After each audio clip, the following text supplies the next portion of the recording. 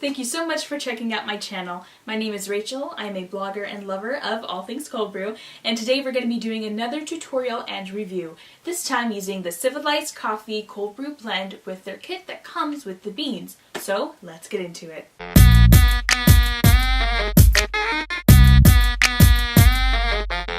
So the Civilized Coffee kit comes with 3 parts. You have the beans, which is a Kenyan Blend. It says ground cold brew blend, but it also says Kenyan, so I'm not quite sure if it's a blend of different Kenyan coffees or if Kenya is the main bean that's in it with a blend of other coffee beans. Not quite sure.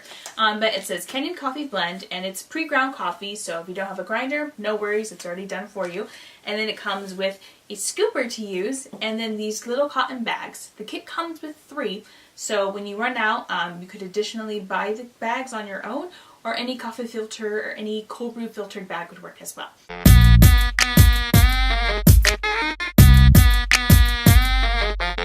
So the kit comes with a set of instructions of how to use it per their recommendation.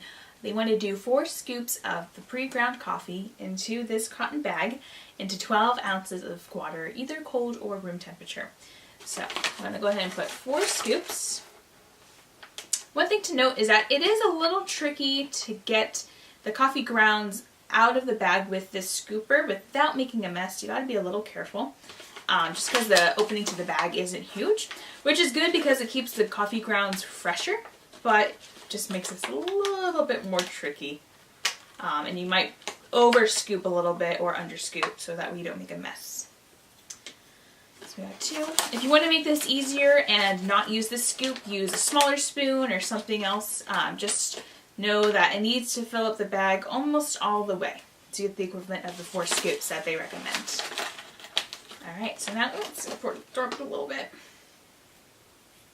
Alright, so when you're at the 4 scoops, it's about this much full. You'll see it's about all the way. So if you don't want to use that scoop, make sure that you do about this much coffee grounds. Then you're going to go ahead and tighten it up. And you can either do a knot or a bow to keep it all together.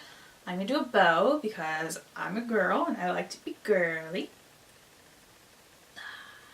Alright, so here is my little sack of coffee grounds. Now all you have to do is put this into your steeping container. Doesn't necessarily need to be this big, but oh well. And then we're going to do 12 ounces of water, which is 1.5 cups. So just go ahead and pour that in there. And you notice your bag kind of floats. You can just swish it around to make sure all the grounds are saturated. And that's it. Let it sit for, they recommend 16 to 20 hours. You could do up to 24 for simplicity's sake, but for the sake of the review, I stuck with what they recommended. I did 20 hours. And they don't say whether to do it at room temperature or cold. It's a preference. I always recommend steeping your cold brew in a refrigerator to prevent any extra bacterial growth that could happen at the risk of doing it at room temp.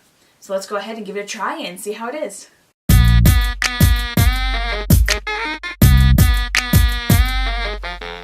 Alright, so now once you're done steeping your cold brew, all you have to do is remove the bag from the container and then you're all set.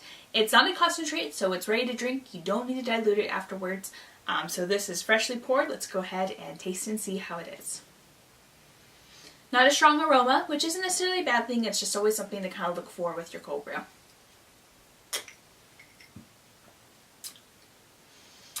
It's alright. It is interesting. It has a very familiar flavor.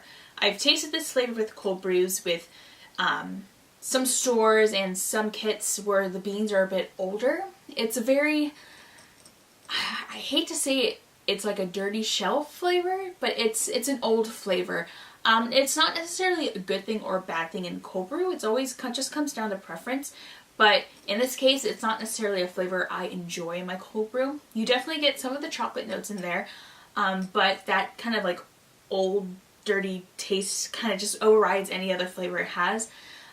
So it's not the most enjoyable cold brew, but I think it's a great kit option if you're looking to play around with cold brews. See if you like Kenyan cold brews and play around with your flavor palette.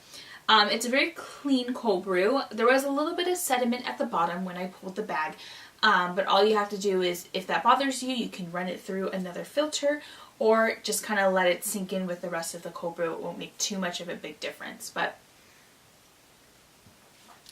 I I would give it a 3 out of 5. It's definitely not a bad cold brew, just not one of the better ones that I've tasted.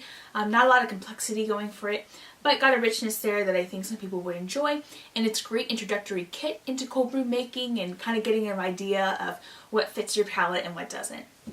Thank you so much for checking out this review. Don't forget, Cold Brew Chick is more than just a YouTube channel. I'm also an Instagrammer, blogger, podcaster, and much more. You can find all my reviews and cold brew information in the links below to all my social media links. I hope to connect with you guys soon, and thanks for watching.